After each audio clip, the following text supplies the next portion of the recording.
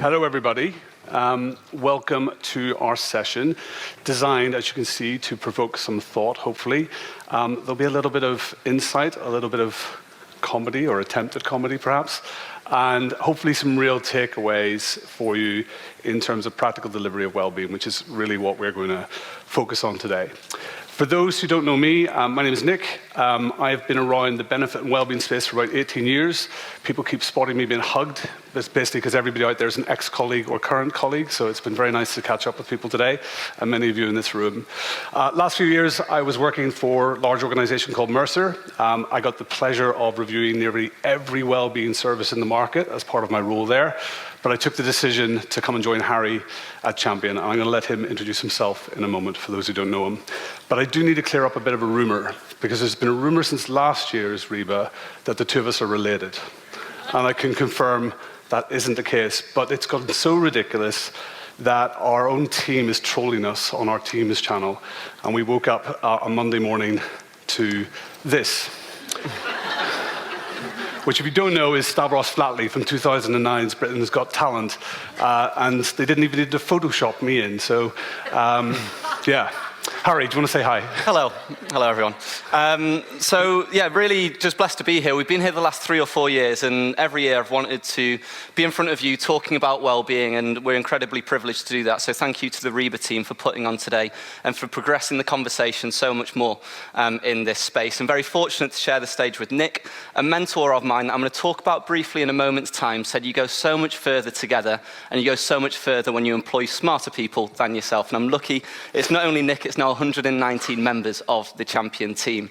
And we started from very, very humble beginnings. It was me, an average lad from Sheffield, that had this idea of creating this Netflix of well-being, bringing everything together into one unified place to enable you to make data-driven decisions as leadership teams, to support your teams in a really proactive way.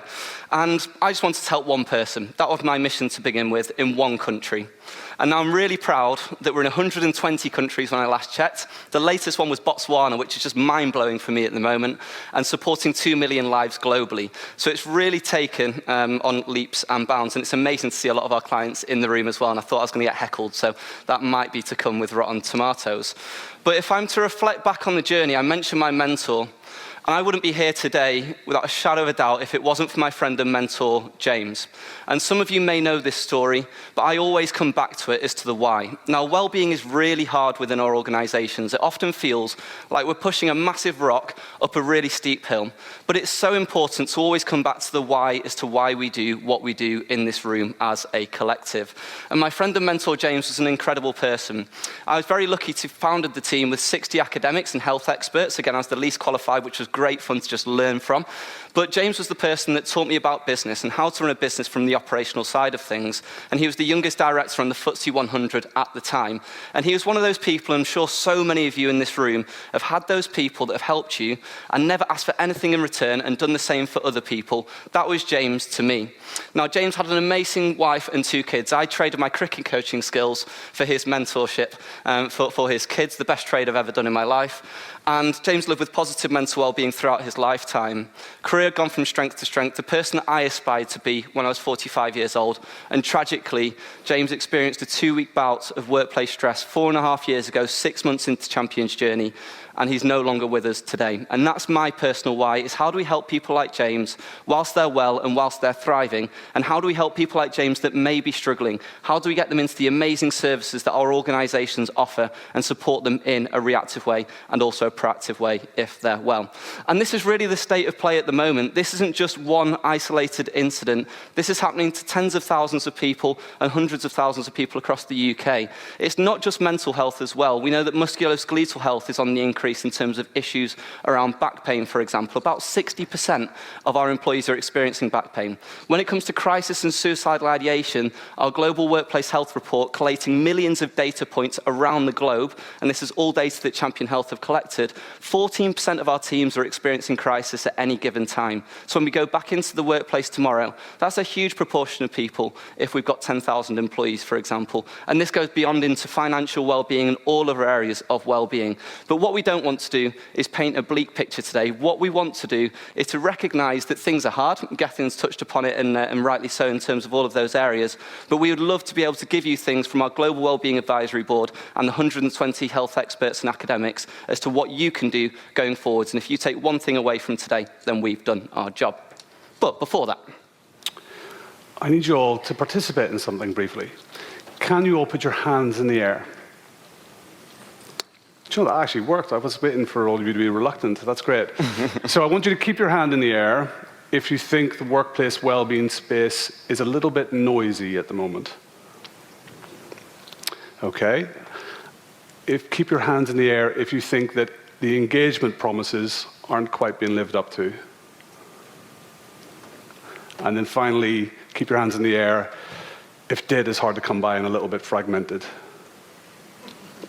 Interesting, not really. I set that up, didn't I? But I think importantly, we agree with you. These are the big challenges, I think, that we've been listening to. I have been out talking to, it's over 200 HR directors, heads of reward and well-being, many in this room, heads of well-being, who are all saying the same thing at the moment. And I think this golf ball kind of sums up workplace well-being at the moment. It's designed well. It's a golf ball. It does what it says. And if you can find it in the rough, then it'll probably do a good job. And there's so many services here today that are really well designed, that do a really good job. But finding them is hard. Getting hold of them is hard, and your people are struggling to get there. And so that problem is something we want to overcome. So the session itself today, we're going to give you 2, maybe 3 really practical tips to think about engagement, to think about how data can play a massive role, and the importance of a human factor as well. So Harry. And wellbeing rightly is coming under the microscope at the moment. There's been a huge evolution in the last 5 years that I've run Champion Health in terms of the space, and there's so many leaders that have helped with that evolution. But things aren't quite working at the moment, as the last slide alluded to, and the CFOs, rightly so, are putting a microscope under wellbeing. As Gethin mentioned, looking at productivity, performance, return on investment, and value on investment. And what we've looked to do is to go, okay, there are problems, and what is the solution within here? So I mentioned our Global Wellbeing Advisory Board, consisting of 6 of the best leaders within the space, such as Dr. Richard Herron, who's part of the World Health Organization, through to Artie Kashyap Ainsley, the head of Wellbeing at Ocado. And we've introduced Wellbeing 3.0. Wellbeing 1.0 was just before pre-COVID. Wellbeing 2.0 was during COVID, and how far did we come in that time? But now we're at Wellbeing 3.0, and I know Nick has spoken to over 250 reward and benefit specialists and wellbeing specialists, and we'd love to share with you what that looks like. I'm big into visualization, so I wanted to kind of create, yes, and this is one of those times to get a phone out and take a photo and so on. 1.0, as Harry said, I think it was all about understanding and buy-in.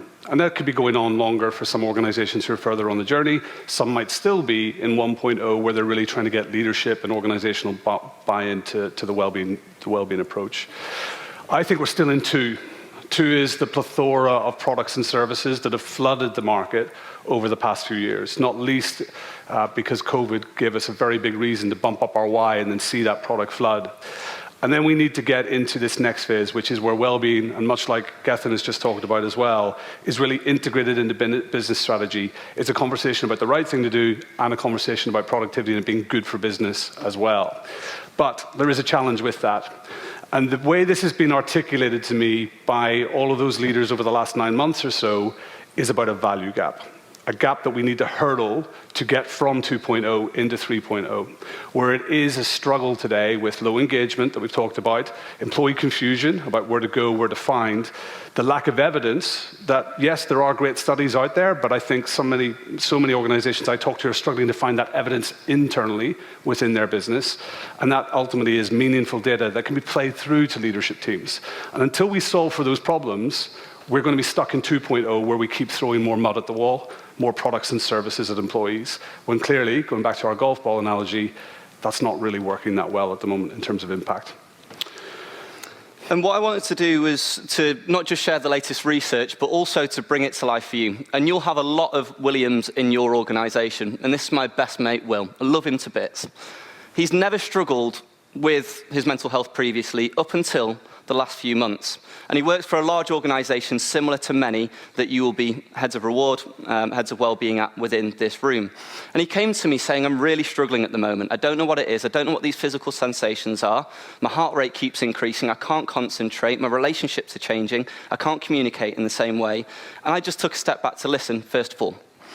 And it sounded a lot like he'd experienced a lot of anxiety. And so, rightly so, looked to signpost him, be there for him, give him a massive hug, and be there for him. But I also mentioned to look at things such as counselling, psychotherapy, for example, off the back of going to your GP. So I went to his GP, 6-month waiting list. This was getting worse and worse and worse. But then I also mentioned, I'm very certain your employee will have an employee assistance program. His instant response is, what is one of those? So that's the first challenge immediately, is what is one of those? How do we make it really evident, make it obvious, communicate it really clearly to people like Will and many other people? Around 30% are experiencing moderate to severe anxiety in our companies at any given time. That's not just across the year. How do we get those services in front of Will and make it obvious, make it attractive for him to engage with? But then I said, okay, look at the intranet, look at all of the services that you can get to, but can you do me a quick favor? Can you count in terms of how many clicks it takes you to find these services? And can you also just set a timer as to how long it takes? And of course, it took hours for him to look for it. And it took over 150 clicks for him to be able to then see where those services are. And so that was a big challenge for him. And that didn't lead to him resenting the EAP. That led to him disengaging with the workplace itself, productivity taking an impact, as well as the things outside of the workplace that we all cherish as human beings. And that was a story that really brought everything to life, that we need to bring things together. We need to make things engaging, interactive, one click away. And if we look at some of these amazing brands such as Spotify, Apple, Amazon, imagine if Spotify, it took 150 clicks to find ABBA, for example. I look a bit like Madonna, or I feel like Madonna at the moment with this headset on. Or the Arctic Monkeys from Sheffield, for example. Imagine if that wasn't delivered in a nice user experience or interface. Imagine if that took many clicks, as I say. Imagine if Apple, there were loads of different services everywhere, not in one neat little iPhone, for example. Or if imagine with Amazon, again, you couldn't just find the specific service within there. And so that's a really key area that we need to focus on as well-being leaders, as reward and benefit leaders, is how do we bring things together into an ecosystem that really parallels the B2C journey that many people are on, because a lot of B2B technology is quite clunky, and how do we make things one click away? So what we're going to talk through across the next 8 minutes or so is how do we unlock the secrets to that success. Thank you, Harry.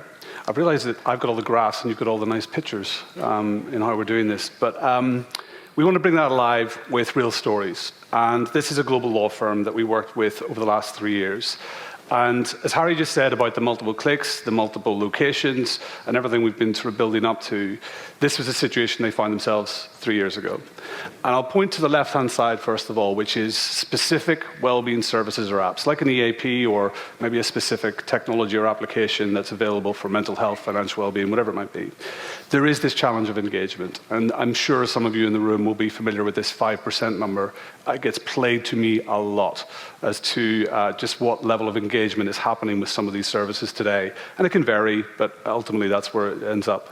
When we started working with this firm just over 2 years ago, just by having everything in one place, which is the approach that Champion take, is to have one single place, one single click into all of well-being, we immediately saw that boost. So we saw an organization struggling with engagement jump up to that 15 to 20% range.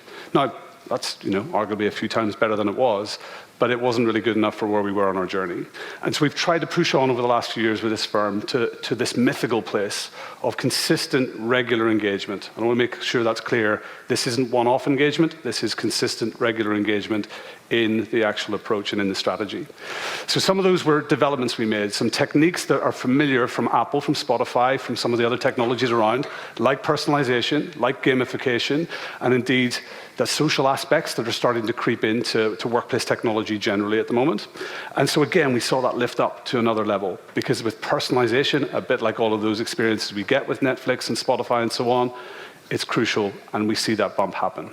But the real secret, the real impact with this firm was leadership buy-in and management buy-in. And this was about role modeling, this was about influencing, and this was actually education and training for that group to take actually the service, the strategy, all the products that were part of that ecosystem, and be the influencers and driving force behind that within the business. It meant us turning up and briefing leadership teams on how to make this successful. And suddenly, boom, it shot up on a consistent basis. And it'll ebb and flow, again, depending on how regular we are with those leadership briefings. But we know that that secret now helps drive through. If you don't have leadership buy-in, it becomes a challenge.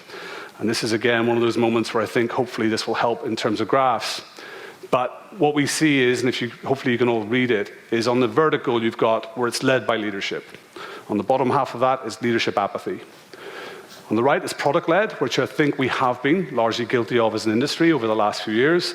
And on the left is data-led. I'm going to talk about data in a moment. Bottom right, I'm only going to dwell on two here for time, is the place we don't want to be, well-being washing, which I'm sure some of you heard about recently as a term, which is leadership apathy, lots of products flooding, you're achieving nothing. There's no sustainability, no impact, and so on. Where we want to be is high impact, high engagement, high sustainability, something that can live and breathe and keep building over time, but that will only happen based on our research and based on the experience of working with clients if you are data-led and you've got leadership and management joining the party. And then I just want to quickly touch on this, which may need a bit of explanation. Hopefully, some of you will have heard of the term SaaS, S-A-A-S, which is software as a service. And it's what the industry has largely happened over the last 6 or so years. I've worked for organizations that are this way inclined. It's very technology-led. It is low touch point, low human interaction, high technology. Here's a service, here's a technology, throw it out to your employees. Let's hope it works. And I think SaaS is failing us. I know you've got quite strong opinions on that. Yeah, and what we wanted to change it to was software with a service. And again, many of our clients are in this room and they'll attest for that, is that SaaS alone and just the technology, it will only get you so far. But well-being is human, right at the core of it. Our mental health, we need humans to be able to support with humans. We need the benefits of software and technology to be able to scale, to personalize to so many people across the globe. But then we need the human beings to create the engagement strategies, the well-being strategies, the interventions, and then support the individuals as well within there. So we've looked to flip it away from SaaS to SWAS, whereby it's software with a service. So very quickly, I'm going to touch on data-informed strategies. I just want to bring one more story to life. Talked about engagement build-up over 3 years with the law firm. I want to talk about a global construction company very quickly as well. And again, this is where we are getting that level of engagement we've talked about, getting to hard-to-reach people in terms of construction as well, but being able to identify key areas to improve. And in this particular instance, there was lots of results, but I'm going to focus in on stress. Workplace stress was a massive issue. And for those who know the construction industry, it has some serious ramifications as well. And as a result of reading through our data platform that is collating data because of the high engagement levels, we were identifying workload as the most significant issue across this particular organization. But in specific locations, and departments to a degree as well, we were able to see that management was having the biggest impact on stress. And it's that type of insight, that type of data where we were able to inform strategy and keep it sustainable. So in this case, we did two things. We went out with more personalization on the communication strategy, some content to support both the employees and the managers, but really importantly, we implemented some training for the management and leadership in those locations to inform the change and help support that shift. The result? 68% reduction in workplace stress over a 12-month period. That's significant. That's prevention. That's stopping issues happening.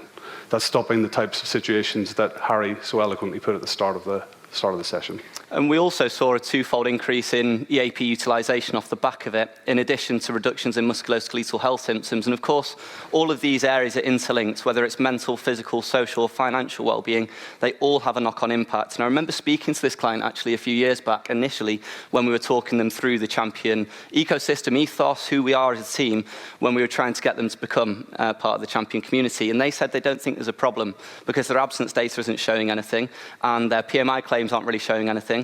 But then when it came to the proactive wellbeing data that looked at 100% of the workforce, not just 4%, they could then identify key points to be able to build a preventative strategy going forward. So really proud of this specific case study in a really hard to reach population. So we've got about a minute left. We could talk for ages. I could listen to Nick's dulcet Northern Irish tones for a long time as well. But just wanted to recap on a few key points. And we're going to put this session on. So if you follow Champion on LinkedIn, then we're going to put this session on, but in a much longer format to take you through it and answer any questions that you've got. But just a brief overview. The secret to building engagement, it's all of these factors. It's not an easy job, and we want to recognize that first of all. There are so many facets to it, but if you can do these 4 things, you're in a much better place to begin with. We also want to avoid the bottom left. It's something that many employees, many of my friends that work for large organizations, they're concerned about that. The organizations where my friends are absolutely raving, they're talking about it down the pub, they're talking to their friends, more recruitment comes their way and better opportunities is when it's led by leadership and it's data-led. It's really authentic, and that leads to high impact, high sustainability, and high engagement. We also want to replace software as a service with software with a service. To all the providers out there today, and with all the best intentions, software as a service only takes you so far. We really need the human beings behind it to drive that success as well within there.